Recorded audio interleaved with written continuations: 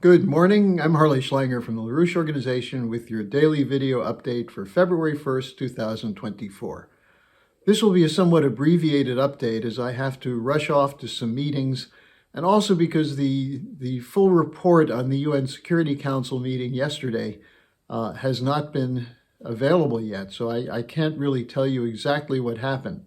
But there are some updates that are significant. So let's start with the motion from Algeria to have a UN Security Council deliberation on the attempt by Algeria and other nations to have the provisional measures proposed by the International Court for Justice implemented immediately.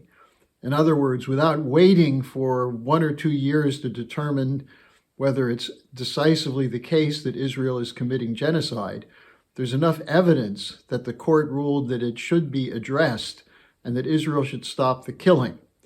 Well, in the UN Security Council yesterday, the Israelis rejected that, saying that the case is a fraud, is anti-Semitism, and the U.S. went along with them. The U.S. made it clear that they were not willing, at least initially, to support the proposal from Algeria. So as soon as we get a full update on this, probably for tomorrow, I'll have it for you.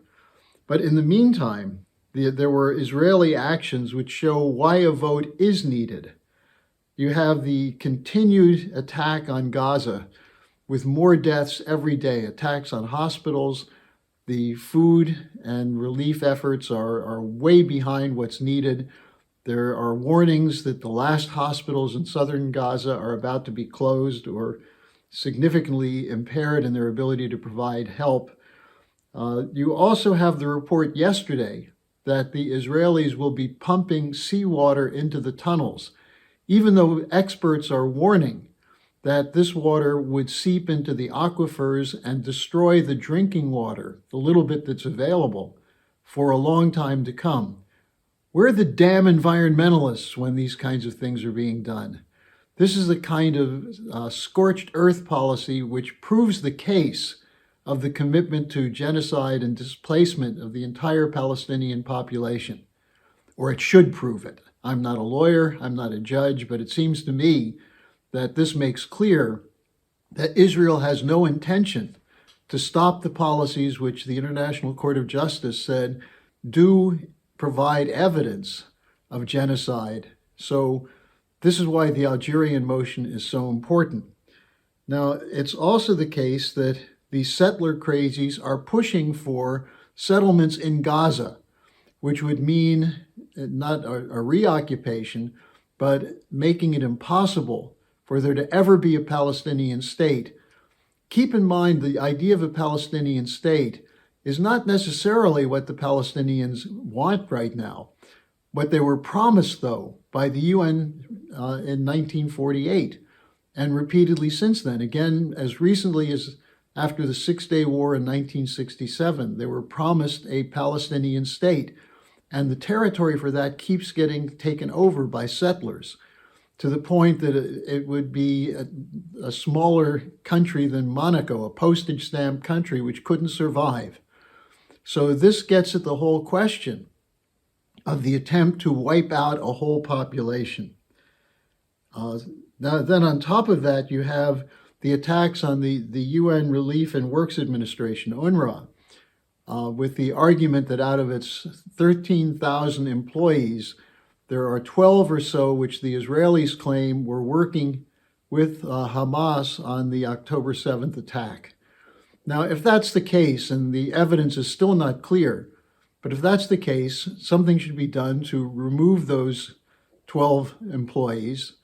You can do a vetting of the rest, but to shut down the funds to UNRWA at a moment when there's starvation stalking over 1 million Palestinians, when the hospitals are shut down, when the UN Relief and Works Administration is one of the few agencies that has a capacity to help, this makes clear that the Western countries, the 12 or so countries that are cutting off the funds to the UNRWA, are backing the Israeli policies of forced migration of Palestinians from Palestine. So these developments point toward the necessity for the UN Security Council as a whole to demand that action be taken to enforce the provisional rulings of the International Court of Justice. Now, we also have the case of Iran, the threats to Iran from Biden. Biden said he's going to do something. You can count on it, he said. Well, that's what he said about the destruction of the North Sea pipelines. Is he going to launch a strike on Iran? Is he willing to risk another war? Well, apparently, yes. And he's partly under pressure from the Republicans who are saying he's too weak. That's why there's a problem. No, there's a problem because the Western policy is insane. The demands that the rest of the world submit to an order controlled by global financial institutions and corporate cartels and give up their sovereignty, give up their right to protect their people.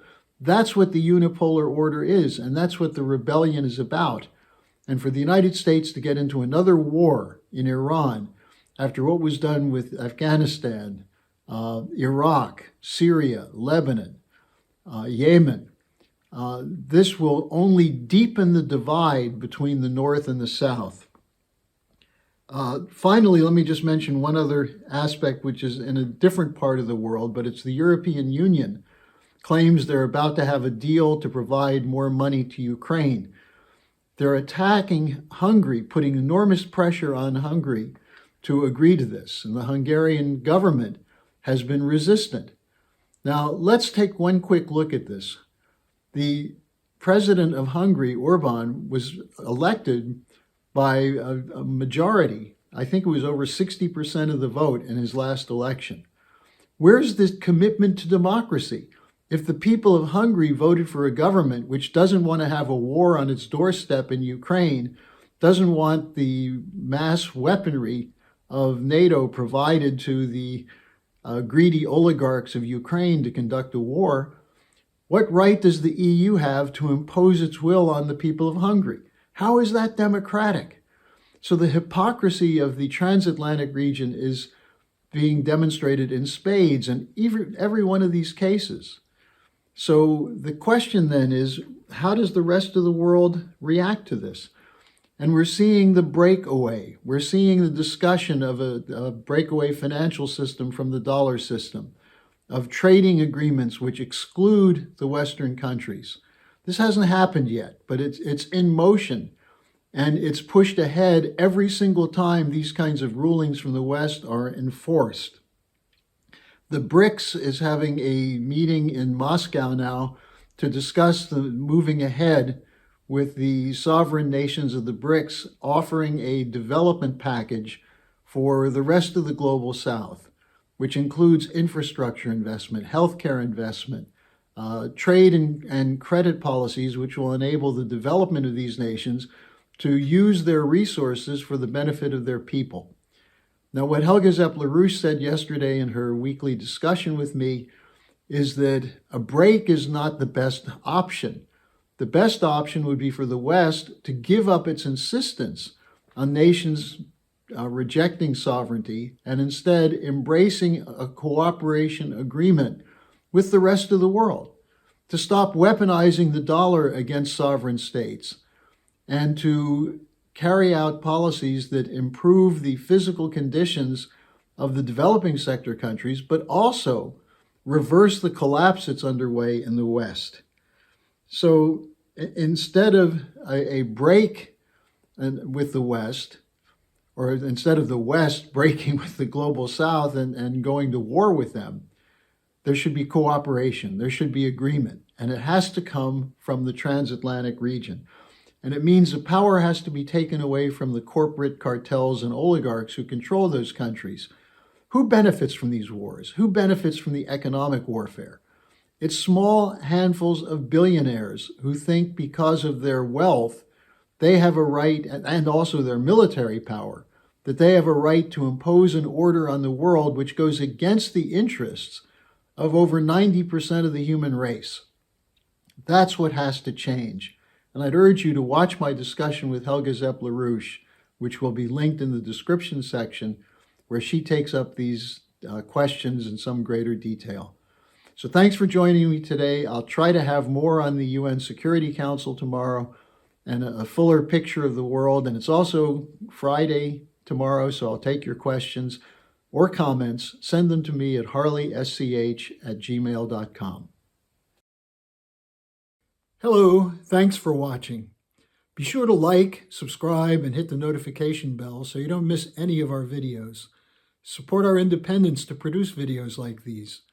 Become a member of the LaRouche organization at thelarouche.org/member.